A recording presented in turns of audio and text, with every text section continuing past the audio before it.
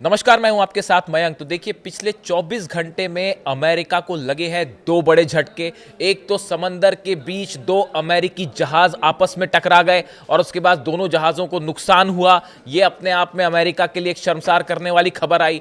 और दूसरी खबर, फारस की खाड़ी में और हॉर्मूज में किस तरह ईरान की दो बोट्स जो कि जंग के समय काम आती हैं, ईरान की आशुरा और हैदर 110, ये दो बोट्स ने अमेरिकन नेवी को जबरदस्त चैलेंज दे रखा है। और उसका नतीजा यह है, क्या परिणाम हो रहा है वो मैं आपको बताऊंगा। पहली बात करते हैं अमेरिकी जहाज आपस में टकराए कैसे। देखिए, ये मामला कैरेबियन सी का है, ईरान से काफी दूर है, कैरेबियन सी का है, लेकिन इसका कनेक्शन भी ईरान से जुड़ रहा है। कैसे जुड़ रहा है वो मैं आपको बताऊंगा। पहले हम ये बताएं कि ये हादसा हुआ कैसे। देखिए, डिफेंस डिस्ट्रॉयर है यूएसएस ट्रेक्सटन। ये अमेरिका का एक डिस्ट्रॉयर है जो कि कैरेबियन सी में अपॉइंट था। और ऐसी भी खबरें हैं कि इसको उस ग्रुप में भी शामिल किया जा सकता था या शायद उसमें शामिल किया जाना था जो ईरान के करीब भेजे जा रहे हैं।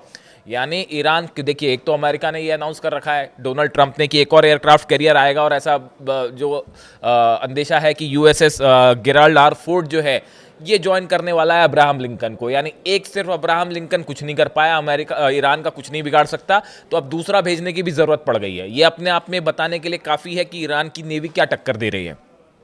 ठीक है, तो अब ये जो डिस्ट्रॉयर है यूएसएस ट्रेक्सटन, ये समंदर में चल रहा था कैरेबियन सी में। और इसी बीच जो सप्लाई एक जहाज है, इसका नाम था यूएसएनएस सप्लाई, उसका नाम ही है यूएसएनएस सप्लाई।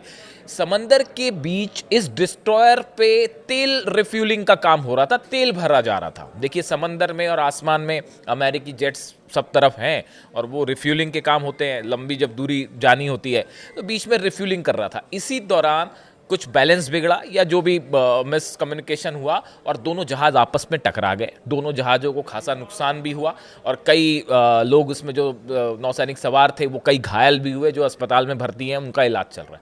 अभी खबर जैसी ही ब्रेक हुई कई जगह की समंदर में जो है अमेरिका के दो जहाज टकरा गए हैं। और जब ये खबर स्टार्ट हुई तो सबसे पहले सबको ये लगा, सोशल मीडिया पे अचानक से खबर फैल गई कि भाई कहीं ईरान ने हमला तो नहीं कर दिया और कोई यूएस के दो शिप तो नहीं डुबा दिया। आप देखिए कैसे किस तरह का खौफ जो है वो है देखा जाता है। और वो खबरें एकदम से फैल गई कल कि ये दो जहाज अमेरिका के टकरा गए हैं, दो जहाज तबाह हो गए हैं, इस तरह की खबरें चल पड़ी। हालांकि जहाज तबाह नहीं हुए, टकराए, उनको आपस में नुकसान हुआ और जो लोग घायल हैं उनका इलाज चल रहा है। अब इसमें से जो एक डिस्ट्रॉयर है यूएसएस ट्रेक्सटन, ये बताया जा रहा है कि ये ज्वाइन कर सकता था उस ग्रुप को जो कि मिडिल ईस्ट भेजा जाना है। अब हकीकत क्या है वो पता चलेगी। लेकिन देखिए, ये जो कैरेबियन सी है, ये खबर इंपॉर्टेंट इसलिए है, ये कैरेबियन सी का जो इलाका है, यहीं से अभी हाल ही में अमेरिकन नेवी के जहाज़ों ने रशिया के एक ऑयल टैंकर को फॉलो किया। उस पर पनामा का फ्लैग लगा हुआ था, लेकिन ऑयल उसमें रशिया का बताया जा रहा था, ऐसा शक था अमेरिकन नेवी को। और वो कैरेबियन सी से उसको फॉलो करते रहे और फॉलो करते करते वो इंडियन ओशन में आए, फिर उस पर कब्जा करने की कोशिश की, लेकिन तब तक वो तेल गायब हो चुका था। तो ये अपने आप में एक बड़ा झटका था अमेरिकन नेवी को कि भाई इतनी दूर से फॉलो करते हुए आए, लेकिन रशियन तेल जो है वो पहले ही गायब हो गया या उसमें तेल था ही नहीं। तो देखिए, कहने का मतलब ये है कि वेनेजुएला ऑपरेशन के दौरान भी अमेरिका ने कैरेबियन सी में अपने कई जहाज तैनात कर रखे थे और वो बड़ा आपाधापी मची हुई है, इसको फॉलो कर रहे हैं, उसको फॉलो कर रहे हैं। उस चक्कर में जो है अल्टीमेटली ये दो जहाज आपस में टकरा गए। ये बात हो गई कि अमेरिकी जो जहाज टकराए उसकी। अब देखिए, दूसरी बात करते हैं हम फारस की खाड़ी में और हॉर्मूज में। कैसे स्ट्रेट ऑफ हॉर्मूज में ईरान की दो बोट्स, खास तौर पर अगर हम बात करें ईरान की आशुरा और ईरान की हैदर 110, ये दो बोट्स ने किस तरह पूरी अमेरिकन नेवी को बड़ा चैलेंज दे रखा है। देखिए, ये पहले हम इसकी बात करें, फिर उस प्लान की बात करेंगे और शायद यही वजह है कि अब तक अमेरिका आखिर हमला क्यों नहीं कर पाया और क्यों दूसरा एयरक्राफ्ट कैरियर जो है वो भेजने की नौबत आ गई है। देखिए, ईरान की जो आशुरा है class boat, Islamic revolutionary guard corps यानी आईआरजीसी की, इसने इस बोट को डेवलप किया है और ये इसका इस्तेमाल करते हैं। ये सबसे तेज और फुर्तीली बोट्स में से एक माना जाता है जो समंदर में कोई भी नेवी इस्तेमाल करती है। इसकी रफ्तार 200 किलोमीटर प्रति घंटा हो जाती है। इसमें एंटी शिप मिसाइल्स हैं और ये रडार पे अपने सिग्नल बंद करके रडार से गायब भी हो जाती है। ये बात हुई आशुरा की। अब बात करते हैं हैदर 110 की। यह एक बेहद आधुनिक अति तेज मिसाइल बोट है जिसे आईआरजीसी ने तैयार किया है, और ये भी 200 किलोमीटर प्रति घंटा यानी कम से कम 110 नॉट्स की स्पीड से जो है वो समंदर में चल सकती है, और दुनिया की सबसे फास्ट लड़ाकू बोट्स में से एक मानी जाती है। और इन सब में जो है इस पे भी जो एंटी शिप मिसाइल्स तैनात हैं, और अब ये भी कहा जा रहा है कि ये जो एंटी शिप मिसाइल्स हैं ये कई सारी मिसाइल्स चाइना ने भी प्रोवाइड की है। अब देखिए प्लान क्या तैयार किया गया। जो प्लान ईरान ने तैयार किया, ईरान के पास एयरक्राफ्ट कैरियर नहीं है, वो अब्राहम लिंकन है, यूएसएस गेराल्ड आर फोर्ड दूसरा एयरक्राफ्ट कैरियर भेजा जा रहा है। लेकिन जो नौसेना से जुड़े एक्सपर्ट्स बता रहे हैं कि ईरान ने प्लान तैयार किया है कि ये जो आशुरा और हैदर 110 बोट्स हैं, ऐसी करीब 100 से ज़्यादा बोट्स जो है वो हार्मूज में और फारस की खाड़ी में ऑलरेडी उतार दी गई हैं।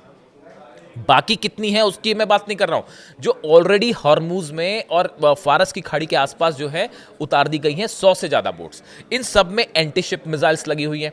अब जो आकलन किया जा रहा है, जो प्लान ये है कि अगर किसी भी तरह का हमला अब्राहम लिंकन से होता है, या जो 9 डिस्ट्रॉयर्स अब्राहम लिंकन के को पीछे बैक करते हैं, अगर इनसे किसी भी तरह का हमला होता है तो ये 100 की 100 से ज़्यादा शायद ज़रूरत पड़ने पे और उतारी जा सके, ये हैदर 110 और आशुरा जो है वो सीधा अटैक कर सकती हैं अब्राहम लिंकन की तरफ। अब आप देखिए करीब 700 किलोमीटर के डिस्टेंस पे बताया जा रहा है अब्राहम लिंकन है ईरान के वाटर्स से।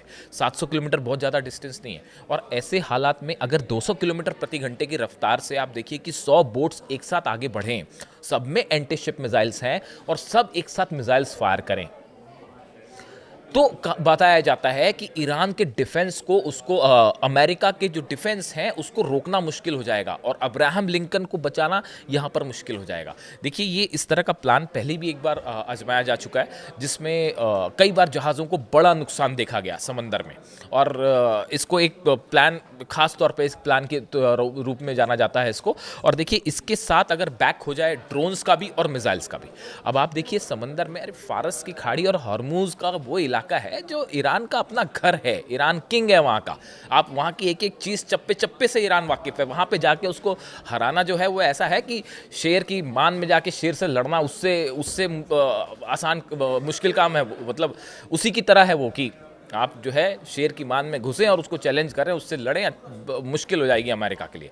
अब देखिए इसमें जो है बताया जाता है कि अगर 100 बोट्स से एक साथ हमला होता है, ड्रोन्स अलग हैं, मिसाइल्स अलग हैं, अगर 100 बोट से एक साथ हमला होता है और मिसाइल्स फायर कर दी जाती हैं बैक टू बैक, और उसमें से 90 मान लीजिए मिसाइल्स जो बोट से फायर की गई हैं, 90 मिसाइल्स भी अमेरिका ने रोक दी। चलिए मान लीजिए अब्राहम लिंकन थर्ड और पैट्रियट बड़े पावरफुल है, रोक दिए, लेकिन अगर 10% मिसाइल्स भी अब्राहम लिंकन पर गिर गई तो वो अब्राहम लिंकन को डिस्ट्रॉय कर सकती हैं, ऐसा एक्सपर्ट्स बता रहे हैं। कि अगर एक साथ मिसाइल्स फायर होती हैं, 90% भी अगर आपने मिसाइल्स को इंटरसेप्ट कर लिया, लेकिन 10% मिसाइल्स भी अगर गिरती हैं अब्राहम लिंकन पर या डिस्ट्रॉयर्स पर, तो ये बड़ा चैलेंज हो जाएगा।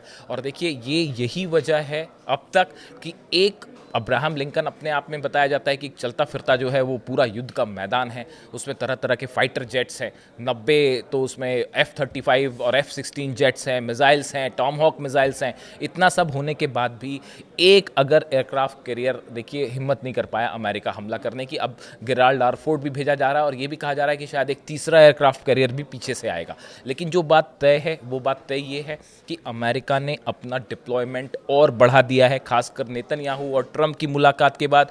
भले दूसरे दौर की बातचीत हो रही हो न्यूक्लियर एनरिचमेंट को लेकर, लेकिन अमेरिका ने जिस तरह से अपना डिप्लॉयमेंट बढ़ाया है, ये इशारा करता है कि आने वाले कुछ दिनों में एक बड़ी जंग की शुरुआत हो सकती है, और शायद सिर्फ टाइम का इंतज़ार हो रहा है। जैसे कि रूस के विदेश मंत्री लावरोव कह रहे थे कि टाइम बॉम्ब इज टिकिंग, उसी तरफ इशारा है। लेकिन ये जो पूरा इलाका है फारस का और हॉर्मूज का, यहाँ पे एक बड़ी जंग होना तय है, इसमें कोई शक नहीं है।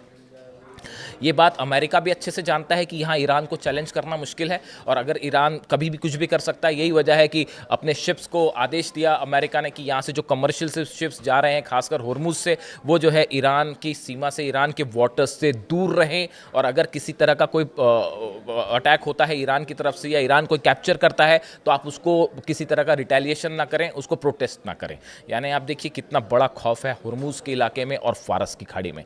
इस हॉर्मुज और फारस से जुड़े जो भी अपडेट है मैं आप तक पहुंचाऊंगा, लेकिन फ़िलहाल हालात ऐसे हैं। जो पिछला हमला हुआ, जो ब्लास्ट हुए हैं ईरान की सेना के काफिले पर जो हमला हुआ है, बताया जा रहा है कि इसका जवाब देने की बड़ी तैयारी हो रही है ईरान में। और एक बार फिर मैं रिपीट कर रहा हूं कि जल्दी ही कोई बड़ा रिएक्शन देखने को मिल सकता है इजराइल के ऊपर। हालात पर नज़र है, इससे जुड़ा जो भी अपडेट होगा मैं आप तक पहुंचाऊंगा। कमेंट करके बताइए वीडियो कैसा लगा। Thank you so much.